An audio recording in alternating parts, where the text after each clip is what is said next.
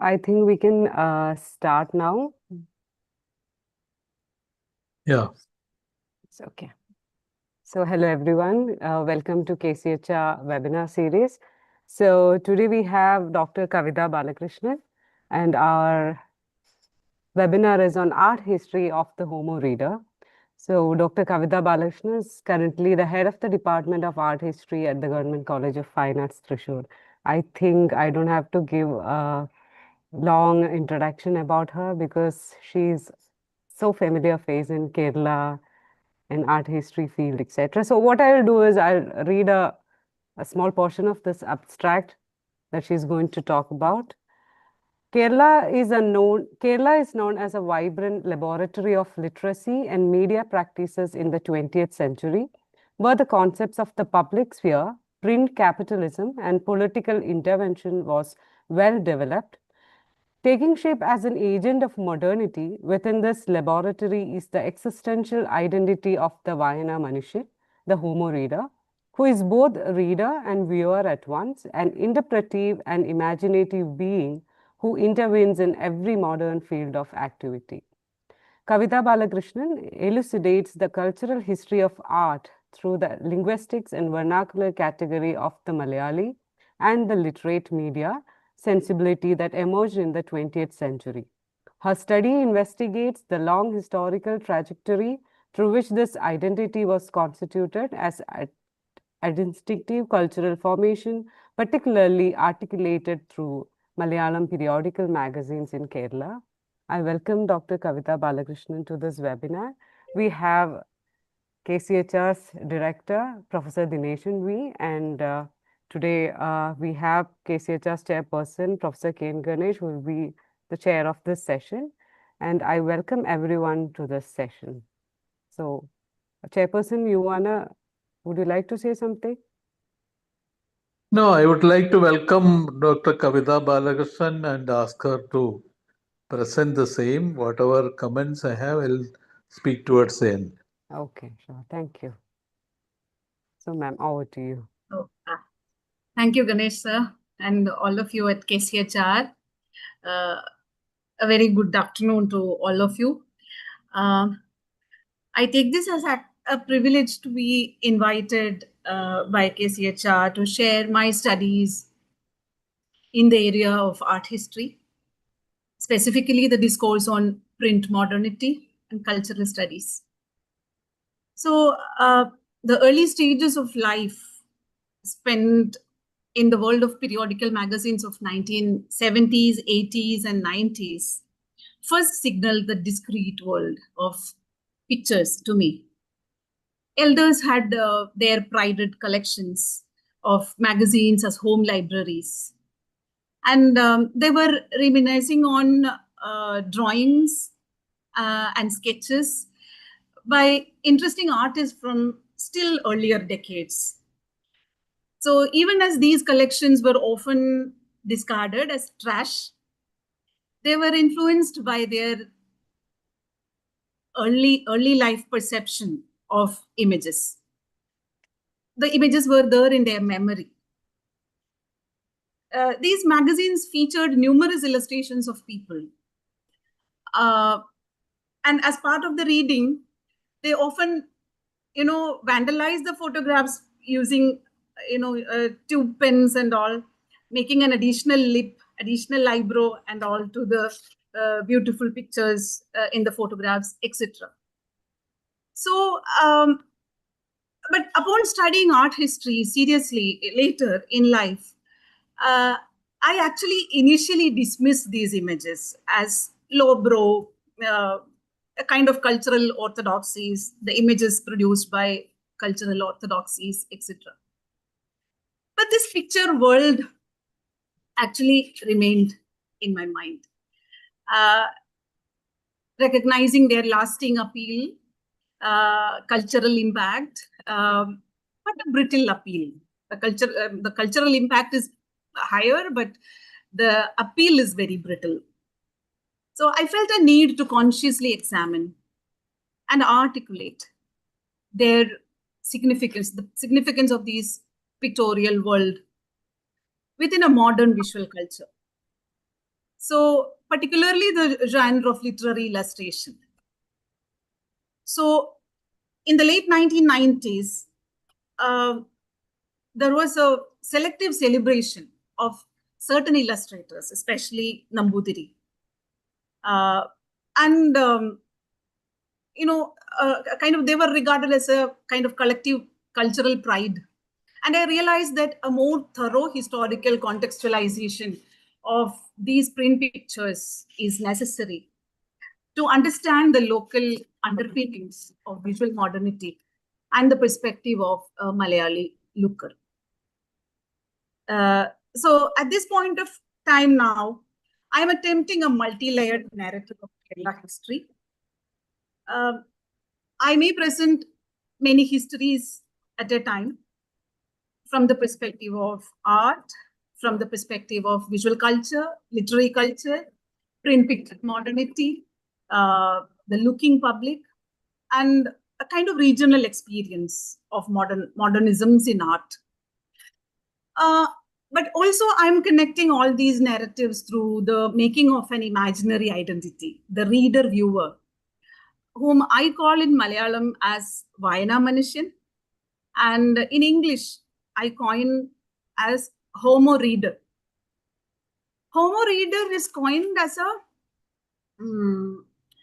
a linguistic vernacular category called Malayali. He or she, basically it is predominantly he, is curiously proud about the beauty of one's own enlightenment and picturesqueness. Louis Dumont's study of caste system in India uses the term Homo hierarchicus. It is a concept that goes deep down into human being, the depth of being. The literature and its hegemony, combined with the casteist and gender dominations in the Homo reader, echo this racial sensibility. The field of investigation in this work is the long process of the making of this identity as a peculiar cultural construct through the Malayalam periodical magazines in 20th century Kerala. Homo reader is simultaneously individual and the crowd. So my argument is that the times and spaces to which every reader had attached themselves in the 20th century have had some social class, some social class and gender, and also the caste characteristics. And they definitely have some political preoccupations, and strikingly textualized in print picture portrayals. So I think I'll get into the PPT, and I'll just try and share the PPT so that this is actually I'm taking you through a pictorial journey of memories and also a very, very forensic kind of memory, hopefully. Yeah, and the art history of the Homo reader, Vayana Manushande Kala Charitram, is what I put it in Malayalam.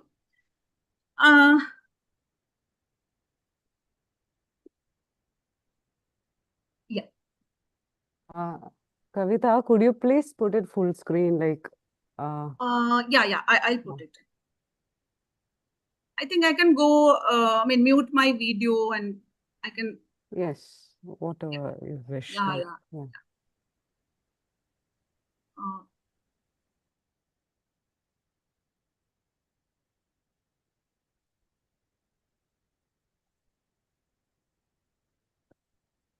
Slideshow customs, also current slide. Yeah. Now, is it visible? Yes. Okay. Thank you. Yeah. So, yeah. So I'm presenting the Kerala archive of print pictures. Pictures were actually largely unspoken about in a peculiar culture of Malayalam literate media. But pictures are still readable John Hartley's observation about print picture guides me in this. He refers to print pictures as forensic evidence of a public domain. And Kerala is known as a laboratory, a vibrant laboratory of literacy and media behaviors, as Robin Jeffrey has pointed out. In this laboratory, many concepts of public sphere, print capitalism, and political intervention were well developed. So within an hour given to me, I think I can include only very limited samples from this fairly rich archive. I want your engaged responses to make any changes in my narratives, because I look at history as a very flexible, fluidic narrative also. So I gladly welcome any other altogether different perspective also. So it's a laboratory anyway. Visuals give us certain fluidity in interpretation. So, I mean, the authority of history lies in its experience, the sensorium it yields, and the ever-changing dynamism of the readings possible, more than, the so-called idea of truth and authority. So I hope all of you will enjoy. Before getting into the actual story through pictures, let me clarify the context a bit more. An array of artifacts from Indian popular culture establishes that the acts of seeing became acts of knowing in 20th century India.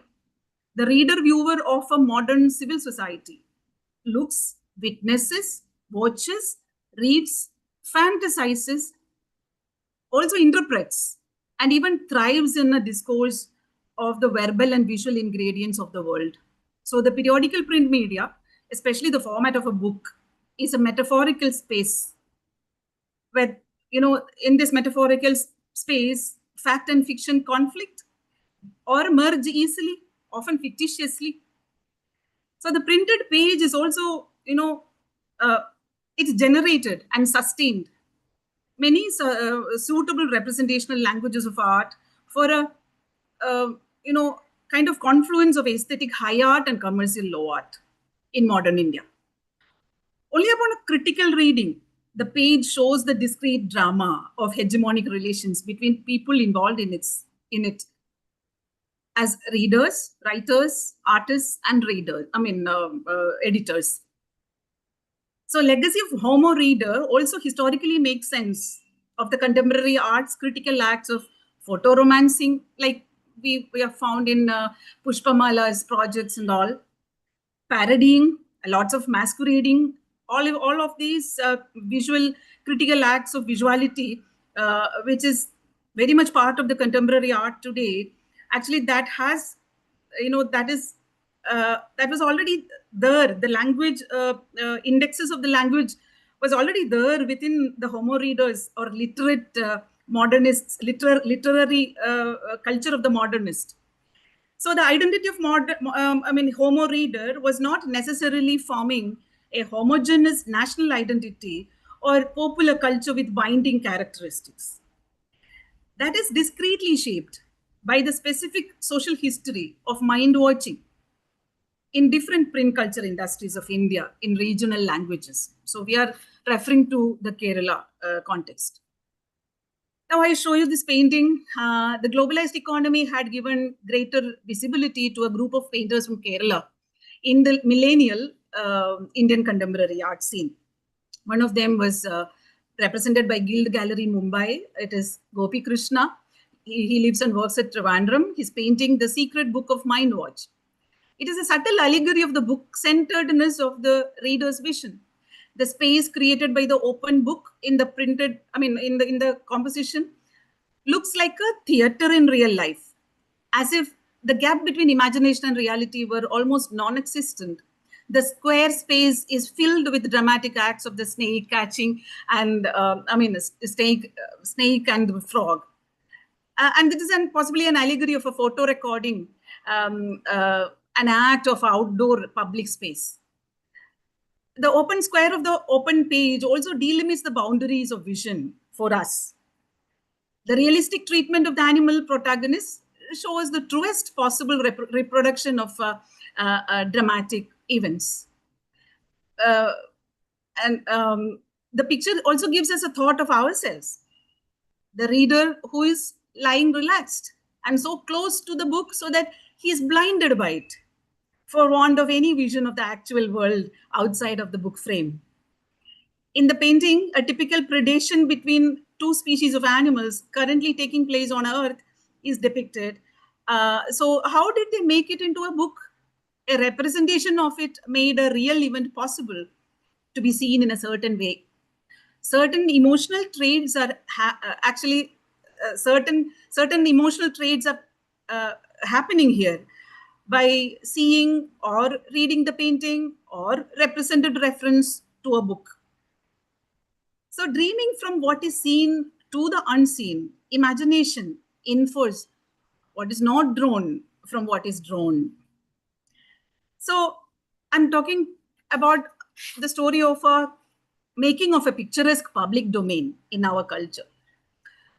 Like these cover photographs of a man reading, a girl reading, there was emerging through periodicals a field of the public that kept on picture capturing itself as readers or onlookers from a slightly higher vantage point. These are photographs, but camera is a tool of generic illusionism and representation. Dreams of an epochal shift in sensibility that was offered with using such tools. Camera, not simply camera, pencil, pen, drawing, the book. So this is the cover drawing of 1936 and 7. It was repeated in consecutive issues of a monthly called Sanjayan.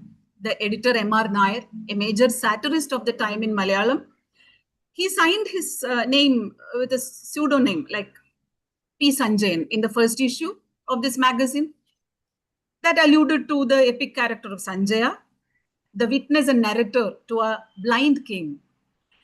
A reformulated version of the same drawing appeared in one of the succeeding issues of Sanjayan from 1937. It was signed by M. Bhaskaran. He was an artist returned from Madras School of Art, leaving his studies halfway due to some chronic illness. The magazine repeated this drawing as a cover picture. It heralded the advent of a unique bond, the experimental artist-editor collaboration in the history of Malayalam periodicals, though it lasted only for 4 years. M. Bhaskaran's artistic materials attested the first substantial contribution and artistic interventions of this kind in this domain. And Sanjayan cover drawing underscores the privileged role of the reader as a viewer, empowered to view society from the vantage point of a perspective from above.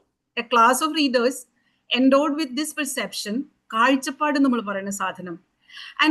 placed on a higher pedestal, that was identified as writers, thinkers, politicians, reformers, and publishers who actively contributed to the enrichment of social culture. Some periodicals in 1930s declared visions in our artists' imagination. അലങ്കാരങ്ങളെപ്പറ്റി വിവരം കുറഞ്ഞ ഞങ്ങളുടെ ചിത്രകാരന്റെ കണ്ണിൽ. Not only the cartoons, the presence of all kinds of pictures like photographs, etc., photographs retouched, etc., were supposed to give a kind of distinction for the periodical. In 1931, Deepam, an illustrated journal, and Keralam magazine, all of them were Chitra Kartika, Chitra Patrika. They called themselves Chitra Patrika. And they claimed to offer entertaining pictures, Rasikan Chitrangal, and amusing articles, Sarasa Lekhanangal. They all, were the props for the magazine to attract readers. And something called an editor's eye was developing for the control of meanings and ever reinstating promises of print pictures to vindicate reality. There were editorial requests for photographs to immortalize the moment from life. Representation and a fantasy of representation coexisted, because the promise of true record is not contradicted in a photograph. So the representation and the fantasy of representation could coexist. But there is a problem here. When the thing that is referred to is not what it looks like, then it looked like a cartoon or caricature, a picture for light reading, or a wrongly done painting or wrongly done drawing. So these spectacles raised a confluence of visual tastes, creating contradicting promises of representation. Adina patti akidinan. Truthful record vindicating reality, as well as the challenges raised by the tools and artistic abilities in vindicating reality.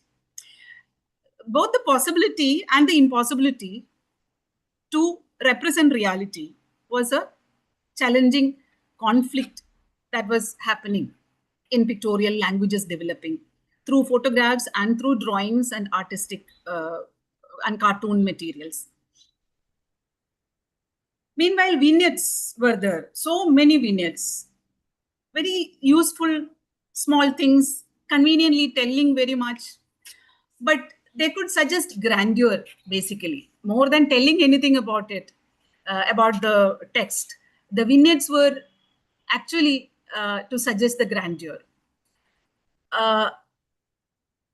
So the same ship will go with 10 different articles on 10 different subjects. So the vignette was like in the early phases, periodical page indicated a metaphoric spirit of East meeting the West. So an open book or a flanking sheet of paper, all of these was envisaging a special object of design or desire.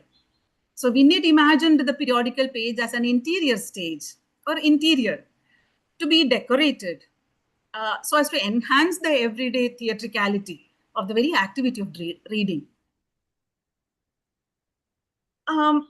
Actually, when it comes to stock pictures, I think I need to elaborate here on 19th century India, where the homes of wealthy homes were displaying diverse images and media.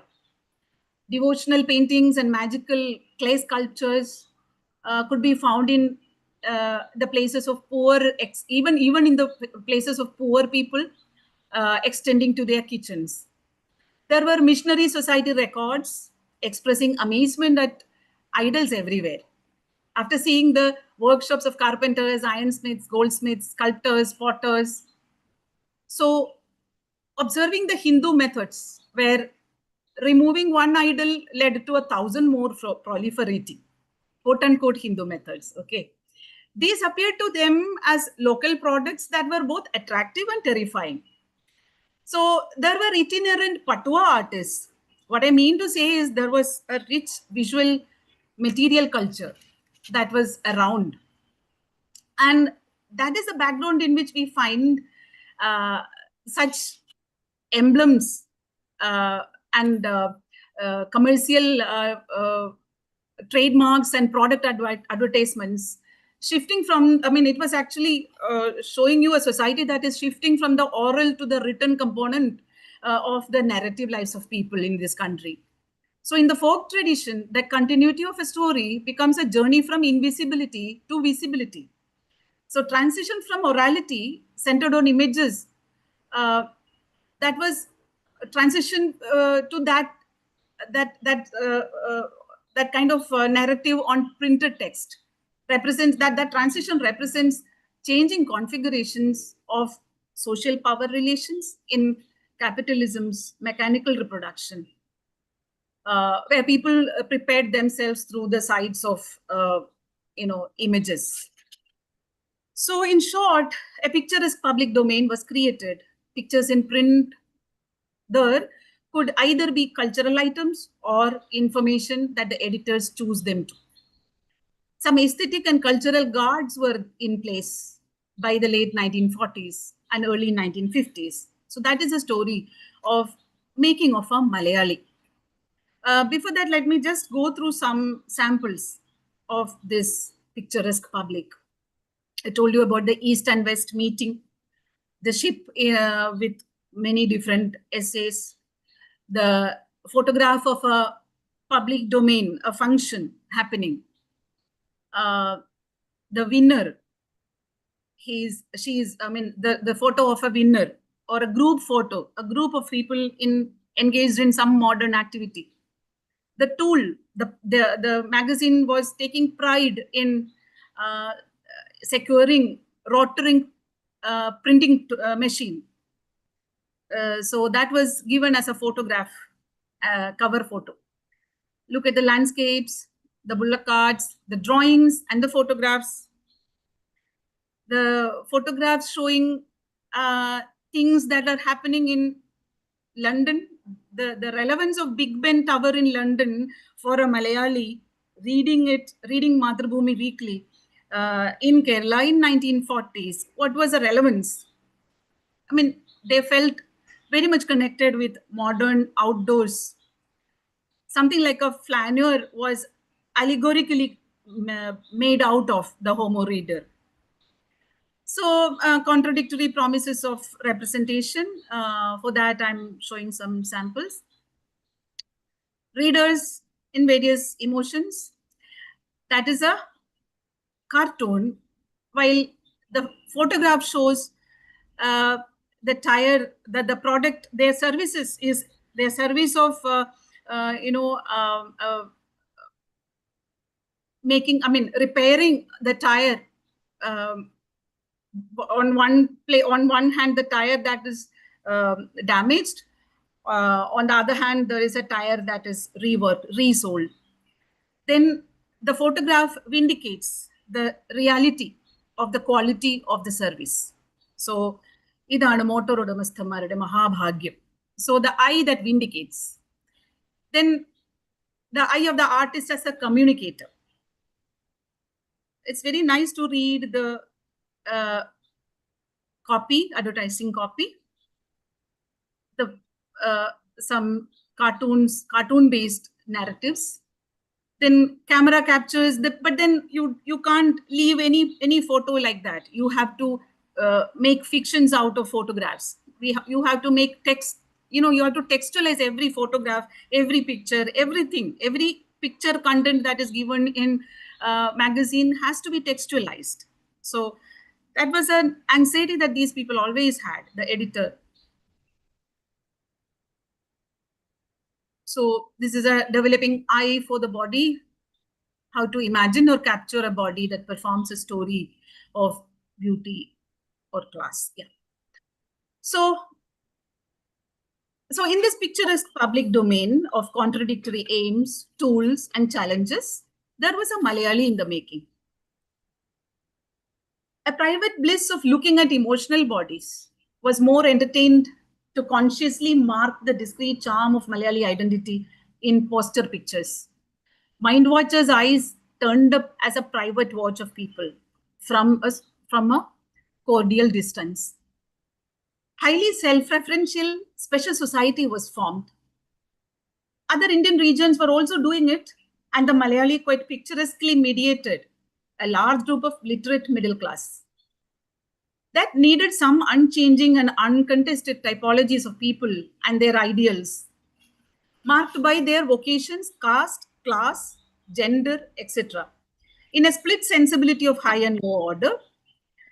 So the editors and readers opened up different pictorial featuring possibilities based on their placement in the order, their ideological mind life, and their capability to be carried away by a literary world that randomly merges fact and fiction.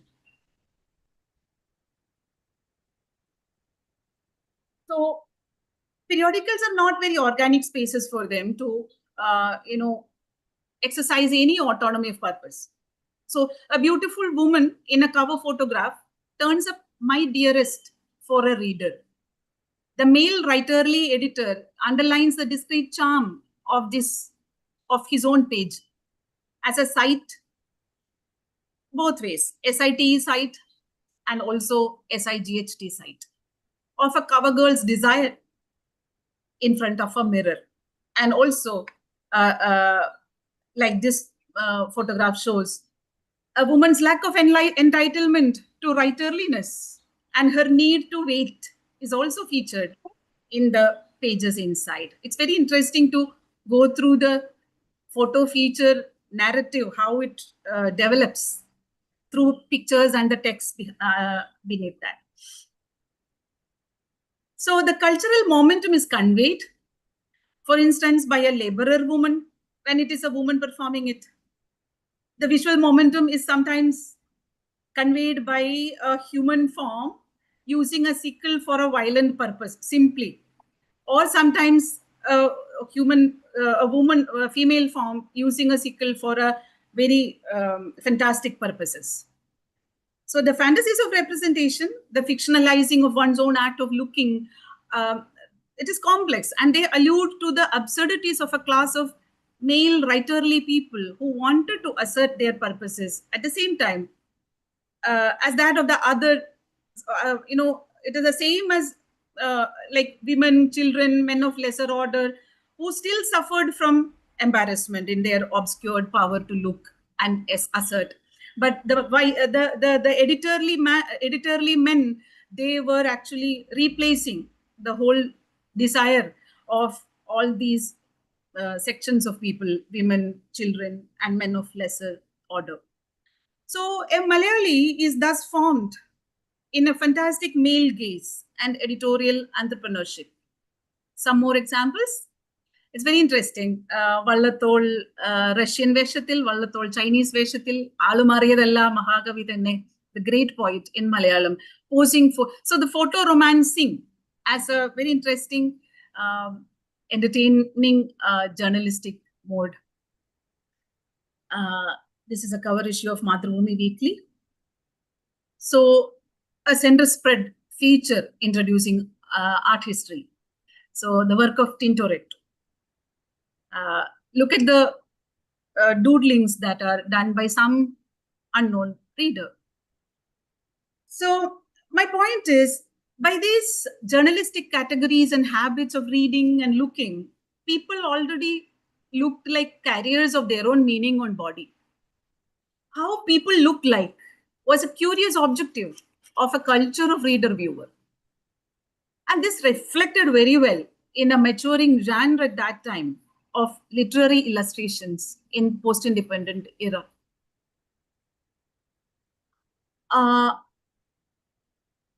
In 1950s, an artist like M.V. Devan joins in Mathrubhumi magazine of the Times as illustrator for stories. M.V. Devan first brought in the Madras school attitudes, but translating into a literate media purpose. Devan's presence in Mathrubhumi for almost a decade had brought in a good number of readers to another world of art, where the whole question of fact and fiction is addressed in a way different from the literariness of the journalistic practices we discussed so far in vignettes, cartoons, photo features, cover pictures, etc. This is different. Fact and fiction are addressed for more assertive purposes of artist illustrator rather than the conflicting aims of representation, journalistic editorial representations. It was actually, these artists were taking the aims of addressing fact and fiction from the editorial representational formats into their own domain of illustrating fiction, illustrating literary works. But assertions and breaks were not coming from any strong institutional or folk practice of art existing in this region, just as it happened in Bengal. In Bengal, there was a strong, institution, art institution emerging both ways, both colonial and the modern art institutions. Bengal had a very thriving folk practices of art, but that was not the case here. Even for artists trained in art schools, the assertions and breaks and all of modern, which is suitable to a modern artist, that came from the ambition of literary behaviors here, back in their region. and how far they are accommodated within the literary behaviors, they can create their modern art language. That was the situation here. So otherwise, all the artists were migrating or they were expelled from this region. All modern artists were going away, going out of the region. So those who chose to accommodate themselves within the languages of literary illustration, so they remained here. So M.V. Devan was an important case in the beginning. These are some illustrations of M.V. Devan, just to remind you about from memory. But literary illustrations in magazines of lesser order used photographs to do their layouts. Photographers like P.K. Rajan and K.P. Kurian, they addressed art where the question of fact and fiction was handled into, handled in a subtle, actually it was not handled in subtle ways, but in an ongoing journalistic way, along with titles, captions, ad-like and film-like, cutting and pasting, etc. Not in an organic way, not in an original way, not in an artistic way. So these doesn't have any artistic codes. So photography and art look like split sensibilities of low and high orders respectively. So the bifurcation of high and low taste was pretty visible even in their even in literary matters, like literariness of journalistic communication and the discipline of literature were also split for low and high order of reading and viewing. So literary illustrations rather covered these conflicting high and low orders of artistic tastes. They rather announced highbrow tastes by placing the drawings by artists trained in modern art, like M.V. Devan and all, followed by their contemporaries, A. Shivaraman and Vasudevan Nambudiri in 1960s. So this is a A.S. illustration. This also.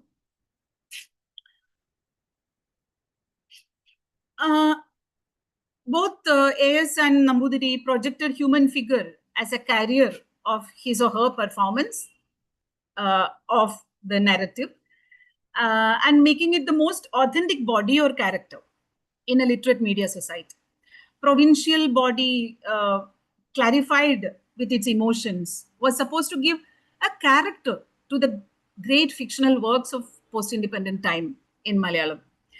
Literature was illustrated for the self-referential purposes of a picturesque public and its journalistic attitudes. This is also a kind of enterprise of artistic negotiations with the dominant literate behaviors. For instance, look at the way the scene, scene that artist selects for illustration connects semiotically with a language-specific political imagination that created a very state called Kerala in 1956. This, both these visuals show two different contexts, unrelated, unconnected, but it has a kind of semiotic cora, a kind of index, similar. So readers who once kept looking at the page as a mirror of the world now start looking at images as artistic signs systems that connect random intentions and imaginations. They also start looking at other bodies, quote unquote, other bodies, as fictional characters belonging to their life. Picture magically captured the body by sketching, caricaturing, spacing, even shortening, darkening, and smudging, and even elongating, the tricks of an expert artist. The fictional work legitimized all these visual activities in one's mind. Nambudiri and Ayers all had, what I'm saying is all these illustrators had their own very artistic intentions, very artistic doings, acts of doing figure on the page, like sketching, caricaturing, and spacing. So both Nambudiri and AS tried all the techniques possible within the mold of academic figuration. They couldn't really do a distorted figure, but they tried all other possible ways, techniques within which, techniques of academic figuration, within which they could produce something modern in sensibility. There were various journalistic categories like essays, photo features, exhibition reviews, etc., that were trying to introduce what is art to the viewers at that time. So maybe we can think of a historiography of art writing here. M.V. Devan used to write articles on great masters. He even wrote a play about great artist Cezanne, about the Renaissance origins of academic drawings. All these parallel texts on modern and historical art of India and the West in those days must have helped the Homo readers to make sense of these illustrations as sharing a taste of high origins. But there were also many unsigned, almost pornographic filmic illustrations. Though they kept the promise to magically connect the picture with life, they were unguarded by any cultural gestures. In them, looking was literally like a forbidden pleasure. The literary work was so pulpy that it was often unable to grant any aesthetic cultural sanction for the image. At the verge of it, one finds pornography, a finality of pleasure, something that embarrasses the looker, something that removes the cultural power of looking. But on the other hand, even when works up as a voyeuristic gaze of the reader viewer, Nambudiri and A. Shivaraman attained a cultural distinction by consciously bringing in a modern art educational orientation of Madras School. Their connections with major writers of the time, like this. Nambudiri merged his affinities for classical traditions of performance, sculpture, etc., with his illustration drawings also. All these could function as cultural sanctions of distinctions for an artist working in the ephemera, because whatever sanctions of high order is given to the drawing appears in the ephemera. The drawing exists in the ephemera. It is going to be a trash soon. So here, let me go to,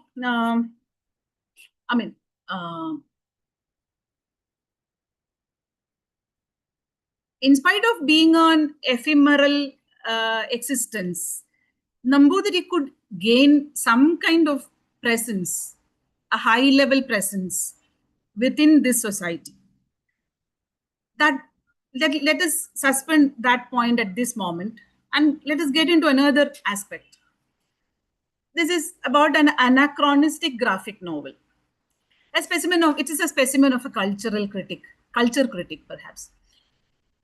From Homo readers' distinct melting pot of cultural and peculiar liking, there must have emerged a necessity for a new form and technique to communicate critical self-reflection for this reader-viewer. So filmmaker G. Aravindan tied the note to this wandering cat. He displayed vanities of harmony between writers and artists.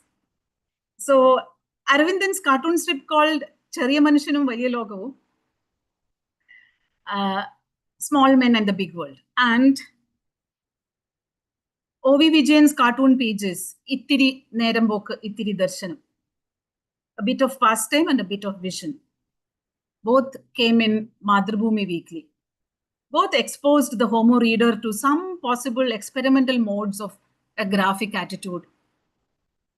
Arguably one of India's earliest graphic novels, even before the underground comics. Small Men and Big World presented episodes that caught hold of modernism's experience with culture and society through the other way around, the route of levity, taking the reader through a predominantly visual way. He was taking a route of the levity. That was unpredictable journey towards a critical gravity, an intellectual desire for self-criticism that was actually weighing down upon the Malayali cultural public in 1960s and 70s. So these full-page strip cartoons were comic genre that were adaptable to the insider interests of literature, journalism, and the desires of a new middle-class Malayali men involved in a loud politics of culture. They were the ones who wished to climb up the snobbish ladder of social privileges. I mean, there were also they were the ones who faced utter unemployment. They were politically conscious and voracious readers, dreaming of a family, private property, and socialist state all at once, all in a single breath. It is a world of inevitable tragedies of ideological minds. So there are people with whom Homo readers identified, like the protagonist in the series Ramu, the unemployed youth who eventually turned into a business magnate, or the pragmatic Guruji who advises them. So, like literary illustrations, these graphic episodes also eked out an in-between space from this culture public, another genre of art mixing gravity and levity. So, in spite of this almost naturalized connect with the bigger world, the erosion of ideals is the paradoxical framework in which one continued to find Ramu, also certain Malayali public. So a section of his writers, readers, thinkers, lookers, etc., were found in the crucible of a political culture sprouting from largely unauthenticated mind life of critical awareness in a small human locale vis-a-vis the world. The young painters and sculptors of the radical group of 1980s had by and large projected a political aesthetics of this social condition, a kind of dispossessed and disillusioned youngsters in the discourse of artist subjectivities in modern India. In spite of the groundbreaking graphic fiction work that spanned 13 years in 1960s, the Malayali publishing industry for a long time did not promote this genre of graphic fiction unless and until there is a literary domination. So a lively public of self-assured writers, thinkers, and readers emerged in 20th century Kerala, while another public of artists, lookers, and mind watchers were only categorically gratified and relatively discounted by this lively public led by writers and publishers. So this is where art becomes a very, very marginalized affair in Kerala. And independent graphic authorship is still in weight. Actually, today also one can say that it is still in weight in Malayalam publishing industry. But definitely a graphic attitude pervades as a signature of the contemporary in book cover designs and the illustrations of a few youngsters today. K. Sharif is just a sample I've pushed into here. So the technical and cultural prowess of the picturesque public actually refused to recede even in the postmodern time. Illustration lost the charismatic support of literature in 1990s. The Malayalam edition of India Today magazine had randomly brought forward a host of young artists to occasionally illustrate not only literature, but even the current affairs reporting. Only one illustrator of earlier generation, Nambudiri, survived because he was working out of matrix of desire and representation existing in the Malayali looking public. So the active agents and respondents were reading class men especially those with a considerable cultural pedigree in this society. Writer Priya S. has depicted this voyeuristic male viewer or reader of Nambudiri sketches in a short story named Nambudiri Chitram. In the story, a male viewer is posited before a painting that is done by a woman. And he is sarcastic about the way a female artist portrays a female figure. It is unattractive in his terms because it is not as sensuous as a Nambudiri Chitram. Illustrator's established role as literary interpreter was actually fetching its purpose from a signifying system of fictional emotions and sentiments on the axis of sheer familiarity and a kind of pleasurable watching habit. So Nambudiri's drawings by habit were projecting a cultural eye that went ahead of a people watcher, the reader of the novel, and informed of literature in some manner, some particular manner or the other. Literary information was still looked upon as an intimate, immediate text for the real life. Illustration worked in an apparently open and liberal society where women, no matter profile or frontal, submissive or assertive, women were not simply the illustrators, but the writers and the columnists' delight. Illustration of a character called Chinnamu in a story was much loved by the author Weekend, and he admiringly declared that in praise of the illustrator in a personal letter to him. If he's so much a chaste harlot, he's so excellent. She is my property. Can you please send her to me? Maybe you can discount it as a passing comment or remarks. But then that existed. Literature and Nambudiri's illustration in 1990s actually did not necessarily harmonize anywhere, but variously converged in reader viewers' sustained curiosity in the human body and its behaviors. That is that is to be underscored. Illustrative purposes were thus carried away from the domain of culture or literature into the imagined domain of pure viewing. The cultural eye liked to experience the rhythmic movement of painter's brush or hand as giving real life to fictional characters.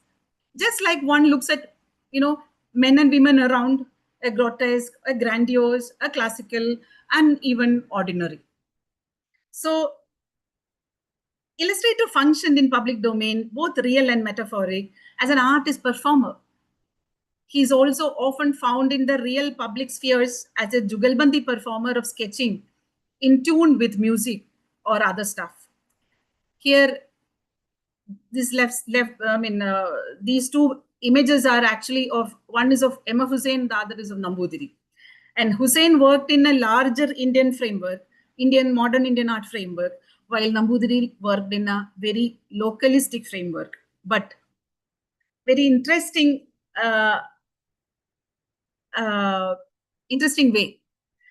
Illustrator function in public domain in a real and metaphoric way. And this Nambudiri is celebrated as India's leading illustrator.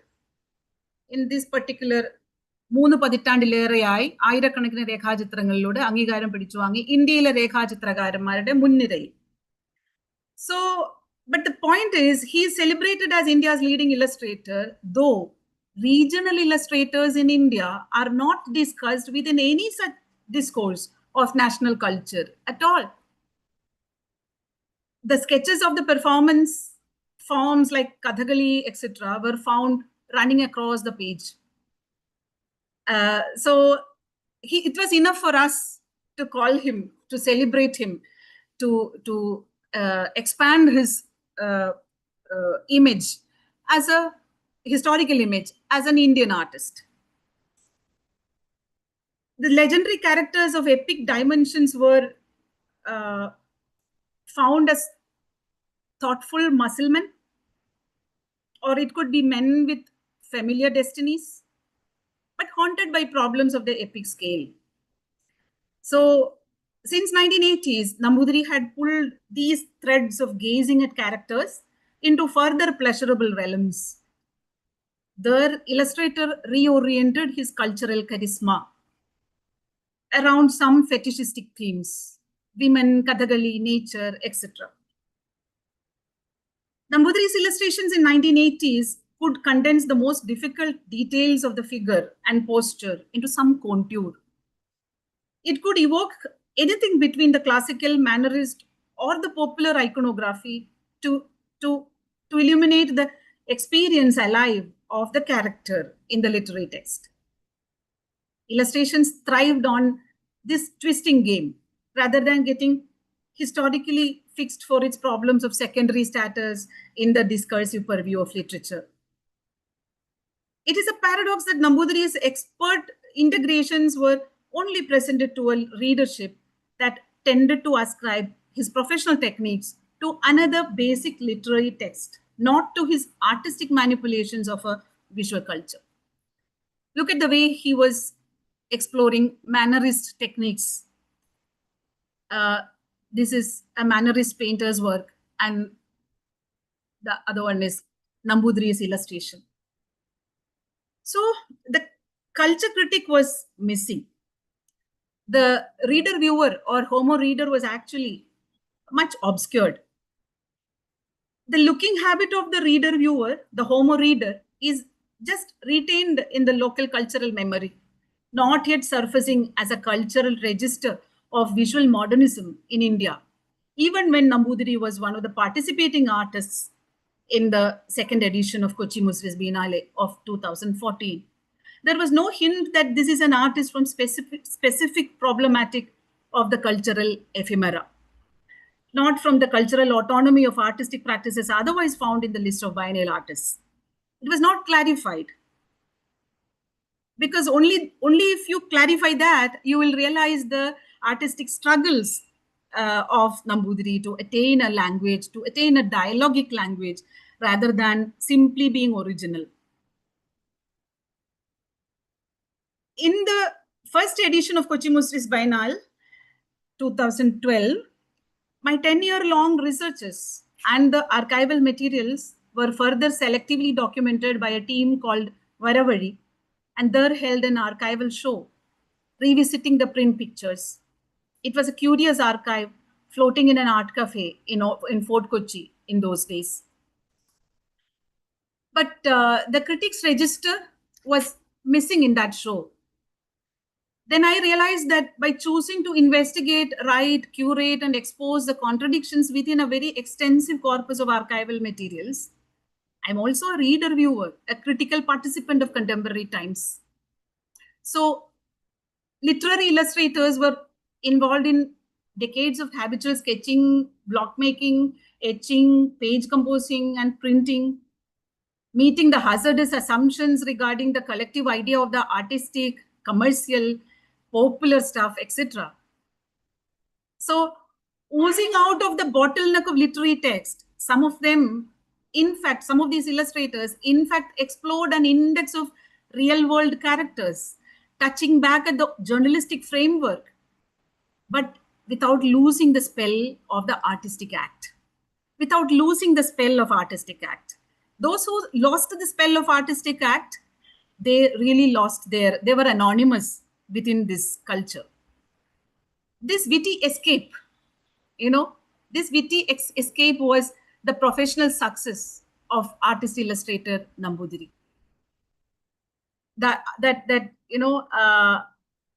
One has to be, you may be touching the journalistic framework, but you are not losing the spell of the artistic act. That was a witty escape. Now, a fellow member in the Varavari team, Chitra Sudhakaran, also was getting all too conscious of being a looking woman who is bemused by the tableau of fictitious self-images in a Malayali metaphoric public domain, the periodical pages. The editorial, curatorial, entrepreneurial reader viewers function in a discreetly male-dominating world. That is, he has the mastery for evading a dissection of the metaphoric public domain. that would often perhaps twist their sentimental exotica into absurd and funny vision.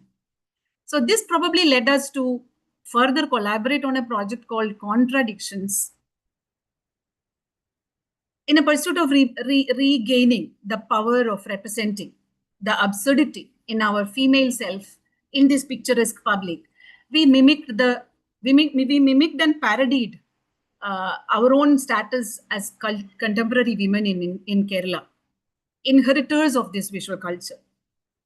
The works were photoromances in quite amateurish fashion. We pointed at an easy everyday practice. These were housed in a deserted village office, which was earlier a bungalow that was once used by William Logan while writing the Malabar Manual in Madilagam. This project was curated by me as a rural art project in Madilagam as part of an independent segment of second edition Kochi Biennale. As part of this rural art project, Abul Kalam Azad, the contemporary photographer based at the temple village of Thiruvannamalai, he is also running Ekalokam Trust for photography. He also did a project of his own titled Black Mother Contemporary Heroines. It was a photo documenting project of the contemporary women, photo documenting contemporary women in Madilagam village. It seemed like a critical male reader viewer's contemporary vision.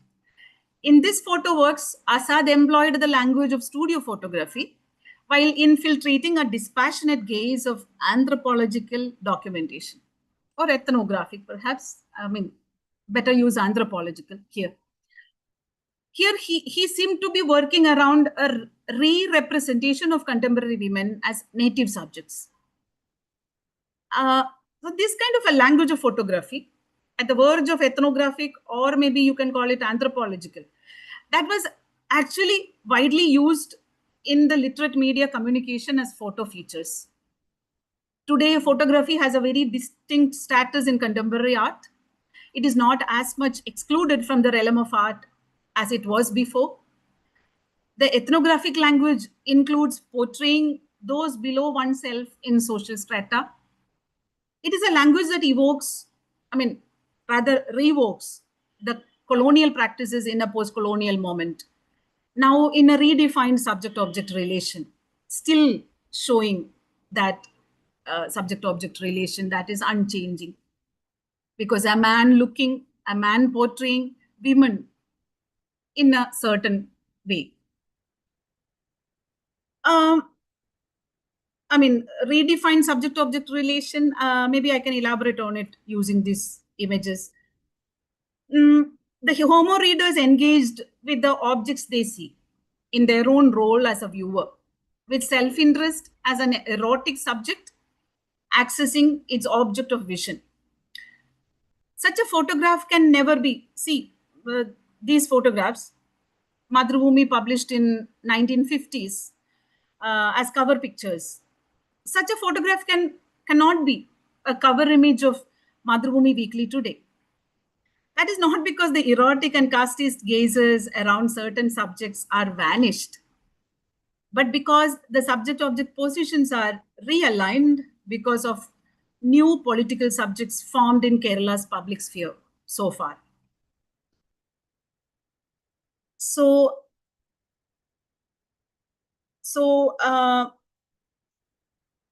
I was actually trying to suggest on the critical mutations of gender perspectives and casteist gazes in the post-colonial context of Homo reader as a reader viewer. It is actually, Homo reader is actually perennially representational.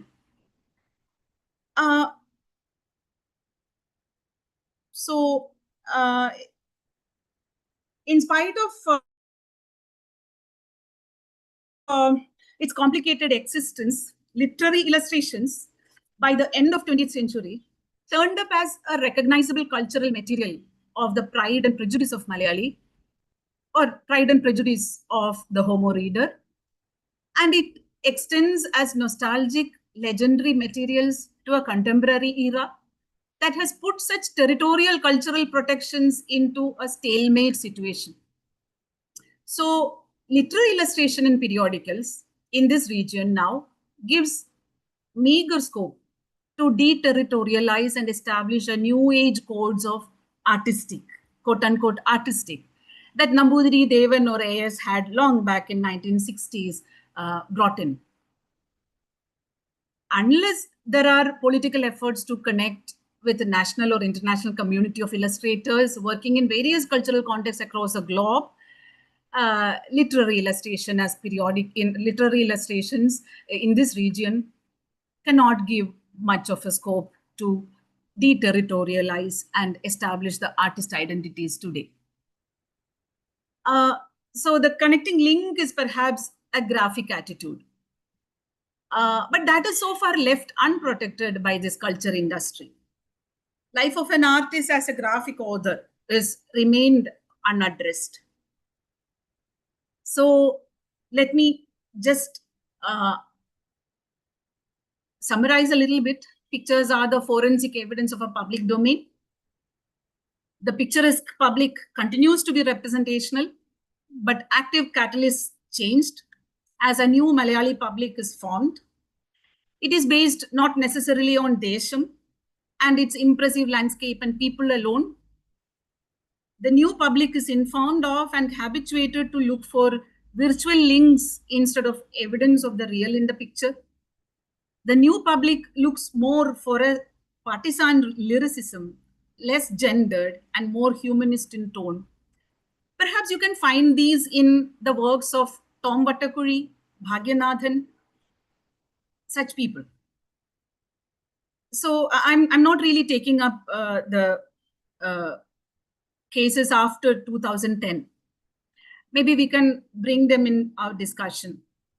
The reader looker being the mind watch, his mind watch is today not an innocent illusionist act. It is by default informed of warlike snakes and praying frogs. So let me once again show you Gopi Krishna's painting. The moral, spelling is wrong. Moral of this culture story. Moral of this culture story. It's okay. When the astute reader with giant books burns his midnight candle, his beautiful looking peacocks, the visuals are stolen from his own upstairs. So that was the point I was making.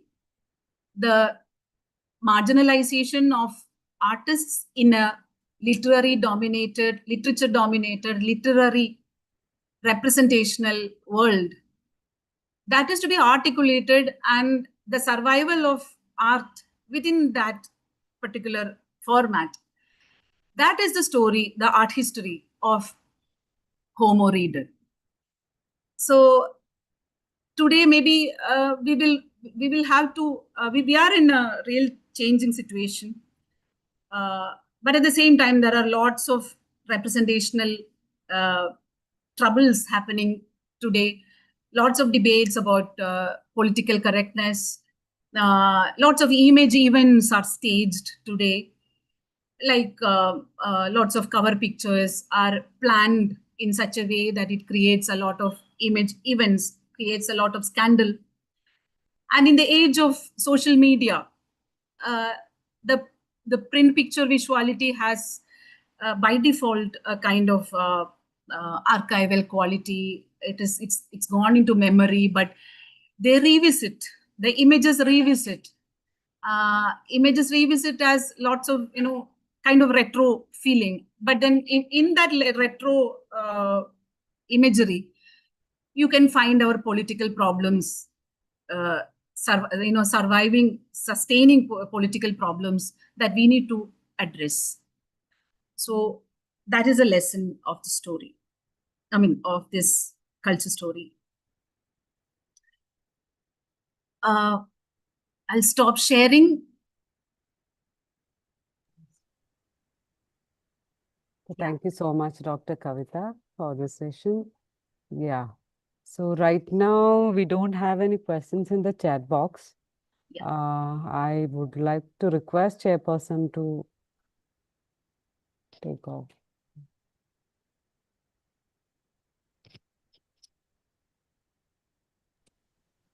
I listened to Dr. Kavitha, and it's an excellent talk and very useful for me, as well as very, at least it allowed me to go back to my own younger days where I was actually reading Madhubhumi Azhippathu with the help of AS and Nambudiri and Devan also. So that was very useful in one way. But I was just wondering about two things. One is that I don't know much about art, but the point is that what was the reader doing in all this time? Because you represented the Homo editor and the Homo artist. So was the reader just an onlooker? He was just being bamboozled by artists and editors and those people who want to create images out of the reader, impressions out of the reader, or where was the reader impacting? That is one. Because this question which I am asking, because I was a reader at that time. I mean, I used to read more Malayalam magazines than today. I don't read much of Malayalam magazines today, not because I don't write Malayalam.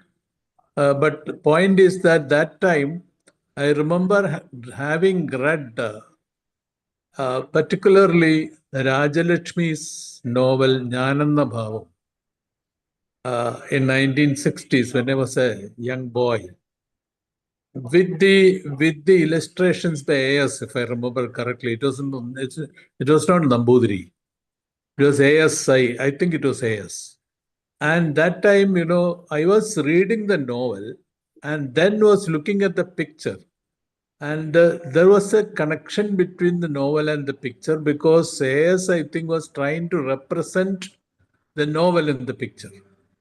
So there is some relationship between the picture and the novel, and that struck me continuously. This happened also when I was reading Khasakandi Dihasam in the beginning, which is again, I read it in Madhubhumi Weekly and not as a text. And that again it struck. But the point is that when I started viewing Nambudiri's pictures, I found them, they are just drawings which probably exaggerated or just represented in a few strokes some specific body within that particular novel, which did not really connect myself to me. So even now, I was finding it difficult to connect Nambudiri with the script itself. Nambudiri stood on his own, and the script stood on its own. So there is a lot of difference between these two. Once I was reading something, I am talking as a Homo reader. I have to connect the illustration with the script. Without that, I won't make anything out of it. Otherwise, Nambudiri is a great artist, I appreciate. But what was he doing with the literary fiction? That I have got very serious doubts about such a thing. Second thing is that there were a number of you presented a thing called Jeevithathil Ninnoru Nimisham. I had a number of photographs in Madhubhumi Weekly, where in fact Jeevithathil Nimisham covered one single page, sometimes 2 pages. I mean, they were excellent photographs. And these excellent photographs actually communicated to me substantially, primarily because they were photographs. And the photographs depicted something, and that you showed some of the photographs in this thing where the dark, I'm not talking about casteism or anything, but the shades of the particular boys, for example, who are laughing. That was something which actually I could relate to it substantially. I could relate to it because I remember seeing that as a boy. And I could relate to that particular thing. I could relate also to that girl who was carrying a big, I'm not talking, she was a laborer, not just a question of caste alone. It's a question of labor. I was struck by the impact of the particular woman who is carrying a huge block of rock on her head, which was immediately struck me as a woman whom I could actually see around me, because I have seen other women laborers who are doing the same thing around me. So that way there was a relationship, but that relationship apparently was lost in the 1970s onwards. I don't know much about the history, but that apparently was lost in the 1970s when the Nambudiri kind of picturization became dominant, and that that sort of took me apart. I stopped looking at pictures anymore. I mean, that is a fact. I don't know this. I'm talking as a Homo reader, simple Homo reader who doesn't know anything about art. Please explain to me what happened to me. Thank you, Ganesh sir, for such absolutely beautiful observations. I don't know how I can respond to it. Maybe I need to give a lot of thought, and then only I can give you a foolproof answer to this. But then let me try in my ways as a dialogue. You were asking what the reader was doing. Yeah, the readers were, as you were so responsive, readers were very much responsive to their viewing, their looking habits. They were responding to the pictures in their own minds. But the pictures were not, they were not the source of any cultural debate for us at that time. In 1940s, 50s, 60s, No. people never talked about pictures in the magazine, because they thought, yeah, it's beautiful to look at. It affects us. Yeah, all these things we acknowledge, but we never look at it as an material for a cultural politics or cultural thought. But this silent connections, the silent mind watching, that's why I was using the term mind watching. So this silent mind watching was happening, and we don't have plenty of evidences for that at that time itself. But we do have, like, there was very interesting responses that an artist Gopalan got for his drawings, illustrations in Malayala Nad. Malayala Nad, or Vilakkuvangam in the novel, M.N. Satyarthi's novel. Janayugam. Janayugam, yeah, Janayugam. Vilakkuvangam came in Janayugam. Kambisheride, yes, Janayugathil, correct. Thank you. So, in that particular context, serialization context, one reader asked the artist to draw the car, a particular brand of car, exactly as it is, not in your mind, not in the way you look at it.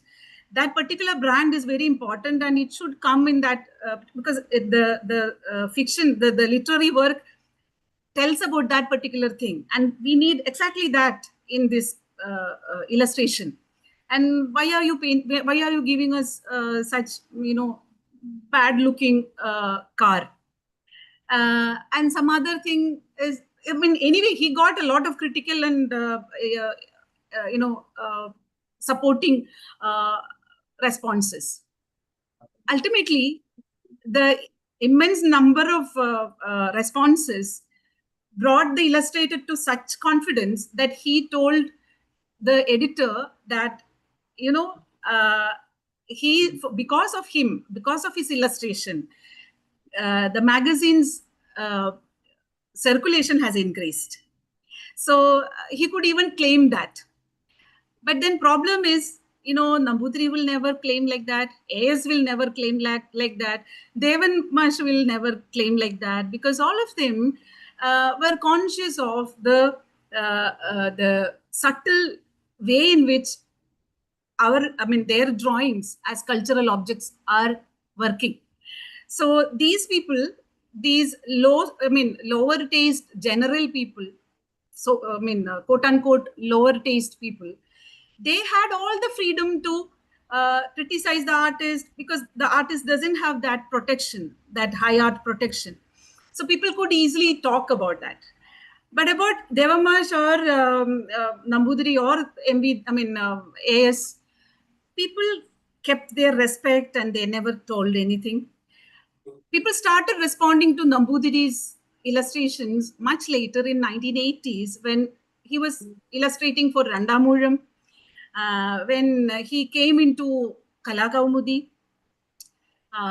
So it was a later stage in which we started talking about our impressions. We started articulating about. The reader started articulating about. And the second point you mentioned is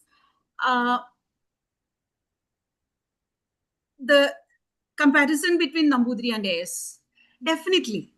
AS always had this kind of a very, very hardcore, sketchy, hatchy way of presenting the figure.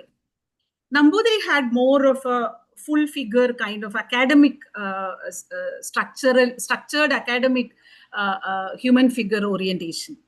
But AS was much more into a free and more impactful, more emotional. AS gave us a lot of emotional bodies. But Nambudiri gave us a lot of, photogenic bodies or maybe photographic bodies. So it really, both of them had, there were two different kinds of artists. That is doubtless.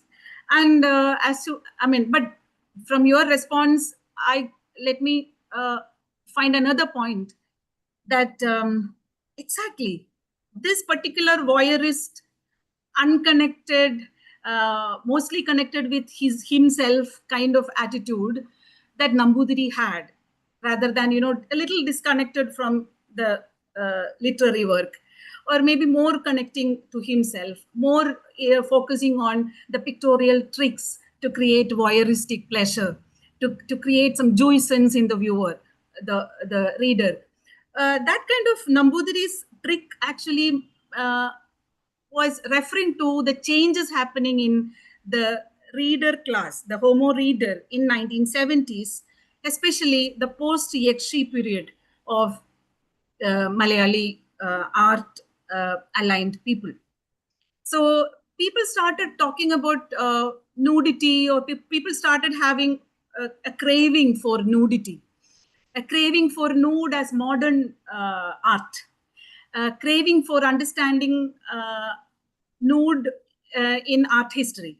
So Kaumudi News Bureau had been giving lots and lots of articles in Kalakaumudi magazine, contextualizing nude photographers, nude artists, artists who are doing nude, specializing in nude.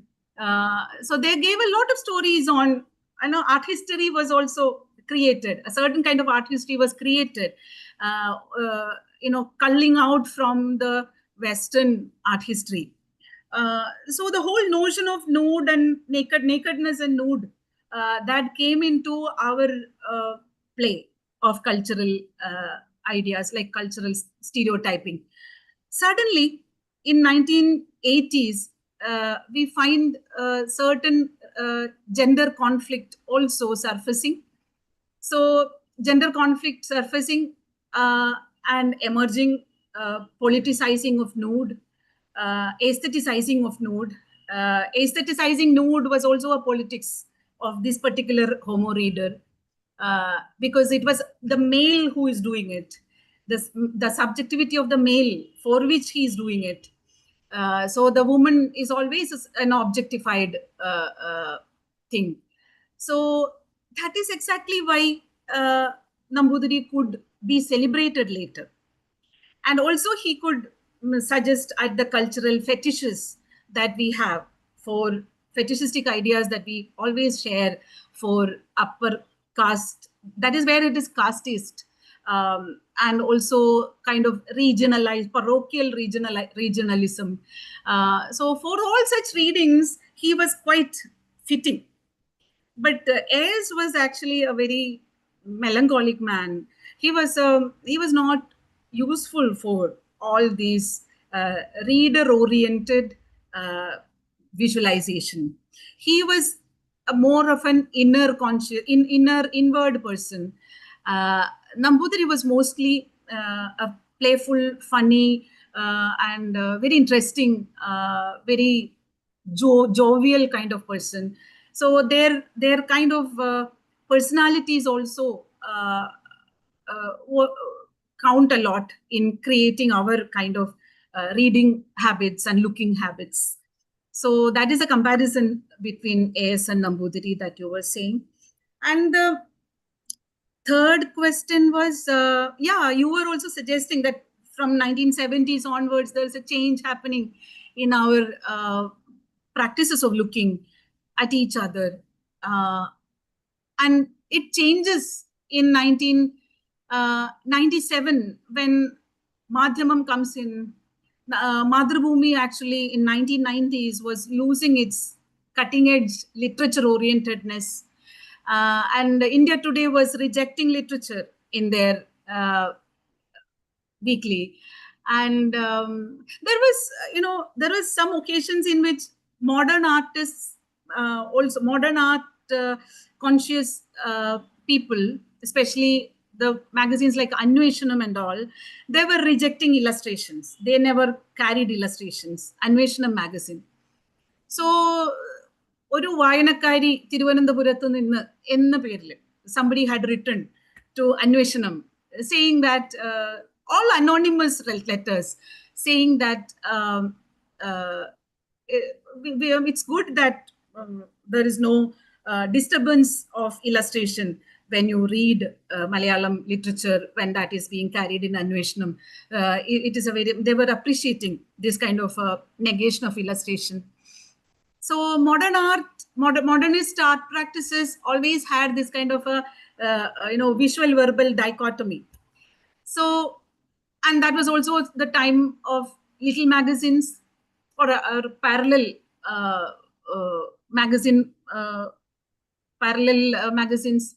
So all these are very important forces that were responding to and making their artists. It was all actually, though we look at the paintings or drawings in the magazines as authored by some people, though we talk about the art history, it is a history of the reader. It is not simply the history of the artist or editors or people like that, because they never can work like that. They have to, they were imagining a public, the public who was responding to it, the public was represented in it, so that the fact and fiction was actually trying to be, the distance between fact and fiction was actually, it had to collapse. So in any reading, when it has to be celebrating. So most of the readers tried for that. And whenever they tried it in the case of illustration, it celebrated Nambudiri, because Nambudiri carried these codes for which are applicable to the kind of stereotyping that these Homo reader wanted, because he is actually patriarchal, he is actually casteist. So they need that kind of a framework in mind, that they need that kind of a framework to celebrate in every situation. That is still going on today in our gender wars and other kind of wars. So that's what I feel like, when you talk about artists also within this context, you are also talking about, you're basically talking about lookers. You're talking about the flip side of reading, the viewing, the looking. So we are talking about it, though at some point they are silent viewers, at some point they are very vocal, at some point they respond, react a lot, they understand. The whole thing is about recognizing the visual as a cultural material. When they recognize it, when they can consciously recognize the visual as a cultural material, they bring out their expressions. It happened in Bhasha Bhoshni's cover picture, carrying Tom's work, Tom Vatakuri's work. That was the first instance in which an illustration got into political troubles. An illustration got into some kind of, political arguments, defenses, etc.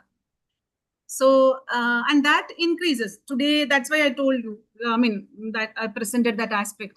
Like the thing that gave you some kind of identifying codes in 1950s, today it doesn't give you like that, because in the meantime, that pleasure of identification is lost, because it gives you another story of another subject position, which the middle class Homo reader never expected to be. The middle class Homo reader said or felt that these poor boys are also mine, and I'm for their upliftment. We felt that they are also part of our life. But then when these guys are standing up in their terms, when Selina Prakanam and Janu or other people, they came up and stood for their rights, suddenly the scenario changed. You have to treat them properly. You have to look at them properly, or whatever you are looking at them has some troubles. So this is being revealed by certain period of time now. So that revelation you get only when you compare the old material archive, where we had such certain different view at one point, undisturbed view at one point, even though that was not so exotic viewing, it was never so dominating viewing, it was never intended dominating, but then it still has trouble to carry just as it is today, because the subject-object relations are changing, or they are surfacing at least. So that is a change I'm referring to. Yeah. I don't know whether I made anything clear.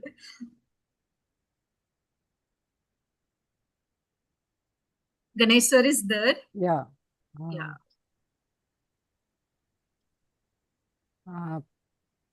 Okay. Anything else?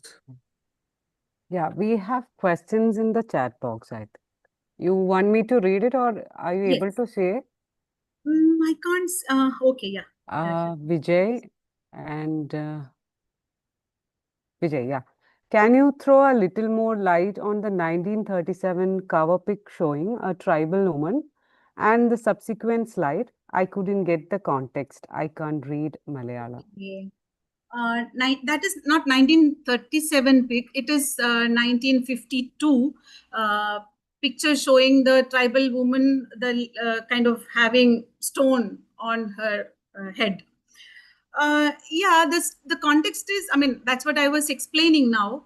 Like Madhurabhumi could carry such half-naked picture of a tribal woman smiling at us, smiling at the reader. So nice, innocent-looking picture at that moment. But will they be able to give such a picture today? It is very difficult because it will be challenged. Because the whole idea of the tribal people as in such and such a way, like something that resonates, a kind of colonial ethnographic photographs, half naked people with they're staring at you and all. Here the staring is not there.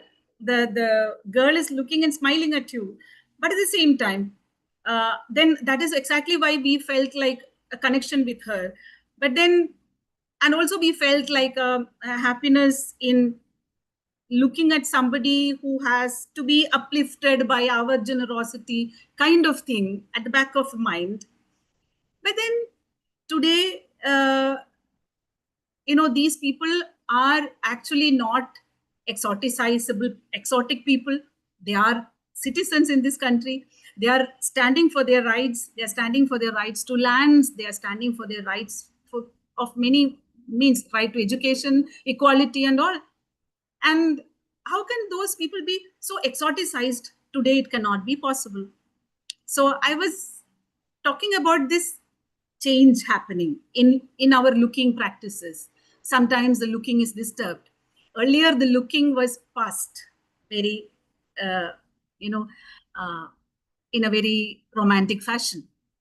So a very celebrating fashion, celebrating oneself, because the onlooker has certain happiness that they are at the generous treatment by us. So that is my response to Vijay. And then Deepu Puttalat, periodical illustrations flourish when editorial patronage is in place. Illustrations of Nambudiri, Devan and A.S. flourished when heydays of this patronage. The modern art sensibilities are seamlessly integrated into the storytelling and appreciation of the new gen readers with AI.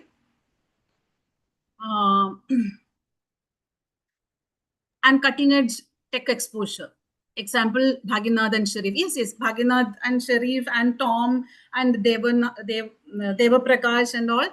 I mentioned. But then the matter is more than that. Like, when you think of it in print media journalism, then all of these illustrators are using technological apps or other digital materials, tools to create their images. And actually, the thing is, today's reader is not simply reading. Actually, he is a good listener also, he or she is, because today it is much more fluid in gender. And there are so many audio books around. There are so many surround effects happening. Our film experience has changed. So readings can never be simple representational tactics. So I think the magazines should also give QR codes through which the artist also can upload the works, visual works, or his dynamic forms of interfaces. Such new experiments, they could be patronized. Such artists should be patronized by patronized well by the editors. That's my way of looking at it. That is not happening. We are still in the same old, giving the printed material. The print media actually is addressing the age of illiteracy. Print media emerged in literacy, but it also addresses the age of illiteracy. Illiteracy means, literate people have their own regimes of making meanings. But visual makes meanings in a very different way. Visual, when you say a cat is a picture of a cat.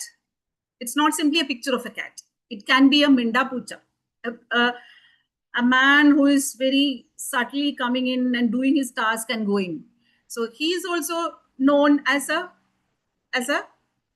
kind of minda pucha. Then that is a rhetorical expression. So visual can definitely have very interesting rhetorical languages, very interesting, we will say, arthangalda durbharanam. That is part of literate people. The terror of meanings that is actually leading anybody who is making sense of through words. When I speak also, I'm under the terror of making some sense, making some meanings. But I can't paint something which doesn't make any meaning, which simply works, floats, it simply mutates many meanings so that it doesn't get attached to single meanings.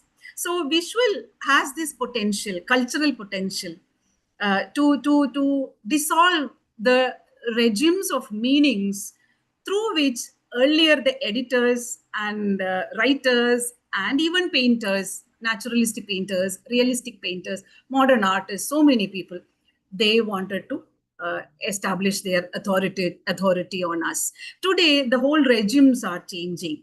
Contemporary art has so many different vantage points. So it's more about it's more about experiments. So, and it's also more about technological adaptations. So most of our magazines can simply retain their print form and give a lot of new age multimedia, intermedia spaces for our artists and get them paid. These illustrators, they never got as much as the writers got. The illustrators never got equal payment of the writer, mostly. So the all these status pointers have to be taken into consideration. And today, the whole changing art world should be adapted into a changing publishing modality. That's what I feel. And even when all these changes happen, we will be bothered and haunted by this print media history that we have. We always are haunted by our representational attitudes. We always are haunted by our representational attitudes, wherein we want the undisturbed connection between fact and fiction. But the graphic authorship and the new age technologies actually shows you that it is a fabrication. It is not, your feeling is a fabrication. Your feeling is something that we are giving as a deep learning pattern recognition that we are allowing you. So it is already written there. It's much unlike old illusionist painting, old habits of watching illusionist paintings. It is much unlike the old habits of work of art on high pedestal and looking at it and contemplating. It's quite different practice that we are in. So I think all these could be adapted into a new publishing culture. And then also we will definitely have our old memories, and this archive will still force us to look at our changes happened. Illustration has its own pros and cons. Like a serious movie cannot have songs in between. But when I read Bhaginathan's Dashavataran, Bhujangainda Dashavatarangal, the Karnataka village hamlet was, yes. This experience, illustration being a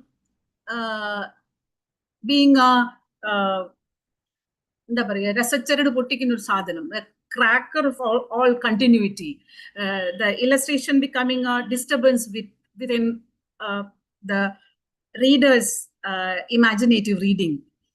It doesn't come in between, actually. It is actually the whole magazine itself is a field of cultural production. There is no reading that is undisturbed in a magazine. So we are anyway talking about pictorial, periodical magazine, right?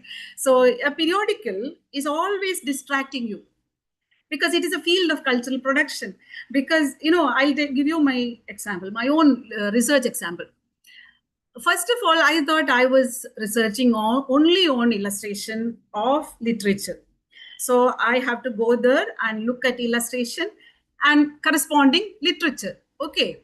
So I went to the huge bundles of people around, and within that dust and this thing, I sat and looked only for this illustration and literature. But after one week or something, I lost my focus. I started looking at the cover picture. I started going through the cartoons. Then I started watching the photo features. Then slowly, I also took some samples of illustration. Then I felt so guilty of wasting my time because I'm not focusing on my research. Then after some time, I read what this guy has written, Pierre Bourdieu has written in his distinctions, and also in field of culture production. Then I realized that, every reading practice is basically a disturbed practice in modern century. In 20th century, our visual and textual and literary and commercial and so many different terrains are always existing. But why we felt that there is a pure realm of reading whenever you read literature, that is because literature is supposed to be on a high pedestal. But art could not be on a high pedestal so organically and originally in Kerala's context. So art was a surrogate, finding a surrogate mother in these periodicals. So that is exactly why we felt that this illustration is a disturbance. Actually, this is not a disturbance. This is actually a part of disturbed habits that we already have to cope with. So I don't know whether I made sense to Deepu Puttalat, but I was talking about the reading habits that we all have. Actually, I was talking about the fact about it. Now, we have a certain feeling that we have an undisturbed reading. Even when you read a book, uh, even we read books not in a very cozy chair and sitting and in your seclusion. Actually, the reading itself is a beautiful, highly disturbed activity in 20th century. Maybe earlier it was not so for some time because people never had this much of diffusion of knowledge and diffusion of technology was not emerged at one point. At that point, perhaps it was pure idea of undisturbed reading. That's what I feel. Okay. So that's it. So I have a lot of questions to ask you, but our time is so limited that I think we can take it later. Yeah. Yeah, but still, I was thinking like what Ken Ganesh has asked in the beginning of like becoming one, right?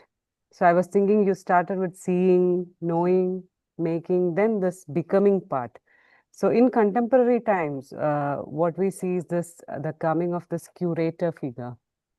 So from the artist to the curatorial level that we see, and all those economy of everything that is, so we can see things in the festival spaces like literature festivals there, and curatorial spaces separate, and from Biennale itself. So this kind of curator always excites me, and what point that we have to put this in the art history of particularly Kerala. I'm talking specific to Kerala in that sense. Yes. Very interesting question. I have found KP Padmanabhan Thambi saying that KP Padmanabhan Thambiyude Shekharathil ninnu, then he is presenting some contemporary artists at that time, 1960s. It was given as a photo feature in Malayala Manorama magazine, and also sometimes in Madhurabhumi Weekly also. KP Padmanabhan Thambi was actually a good close friend of many artists in modernist times, Madras-based artists. He's also a good, not simply a good friend. He used to write about art also. So when he writes about himself, he says he's a curator. So that word curator, I read much before I came to see it in my time. But that word curator was staying like that. Nobody used it. No art world was talking about curators. Only museums talked about curating. So when I checked also the meaning of curation, then I felt that, oh, it's all about museums and it's not about art and gallery and all. So, but then from 1998 onwards, or maybe 2000 onwards, in Kerala, we started talking about curation. And especially because decurating Indian art was an exhibition that started much interest in curation in Kerala. That was in 2003 by Bose Krishnamachari. What is decuration? When there is no curation, what is decuration? I was wondering. Then the whole scenario, unfolded, and the whole years have passed. And now at this moment, I'll respond to your question as curation fascinates us because it's not simply giving you art history. It's not simply giving you facts about art. It doesn't give you philosophy of art. It doesn't simply give you what is art, but it gives you a large discourse, a large context, the locus of what and why we are doing this thing in art today. So the whole locus is created by the curator. So curator is a mix of so many skills. One, he should be very sensitive to art. He or she should, or this person should be very sensitive to the people's relationships, psychological relationships, economic relationship, cultural memories. So the sense of all these will make him understand, make one understand that this is why this art. Like, this is art because this is why, or this is not art, or this is coming into the non-art discourses, this is coming into the memory studies discourses. This art can connect us to the folklore methodologies that we used earlier, and this is a critique of that, or this is this. So identifying the discourses within which our artistic practices are functioning, that is a great ability. I don't know whether we are having such able curators today here in our context or in the international context also. In the general international context, what happens is mostly it addresses only the economic aspect of it. They produce knowledge, they produce artists, they produce artworks only for the art market, which is suitable to the sellable commodity. Even avant-garde is sellable in today's world. So that is a problem. Then curation becomes a power politics. So curation can be a knowledge generation. At the same time, curation is also a power game. So that is the trouble in this. So everywhere curation is a kind of fad today. That is because curator is almost like a middleman in between. Almost like, there are so many artists, and the curator will be suggesting this artist, that artist. Curator will be omitting that artist from one particular show. Then that creates a lot of trouble. So that is only power politics. This is not curation. Curation always have to have its intellectual share. The intellectual share will give a very grounded framework, and it will change our idea of art at large. It changes our whole idea of history, art history, not simply art history. It can change our idea of the general life at large. So that is, curation is such important aspect that changes our art today. Yes, thank you so much. So I think, shall we wind up the session? No more questions in the chat box. Okay. So thank you so much again for accepting our invitation. And we are very honored to have you here, and we look forward to listening from you again. Yeah, So thank you. Thank you so I would much. have loved if the people who messaged can just get me their reply, whether they are happy with my answers, but they are not responding at the Yeah. moment. Maybe, yeah, it's okay. Yeah, No the problem. chat box is closed finally. Closed. So Okay. anyways, we'll be problem. uploading your recorded video in our YouTube channel. So as you asked, you can share it among your students as well later. Very good. So thank you so much. Thank you everyone for joining today. So our next webinar is scheduled to be on December 4th, Thursday, by Dr. Nidin Donald. It's on Note Like Other Families, Engaging Syrian Christian Family Histories as a Sociological Source.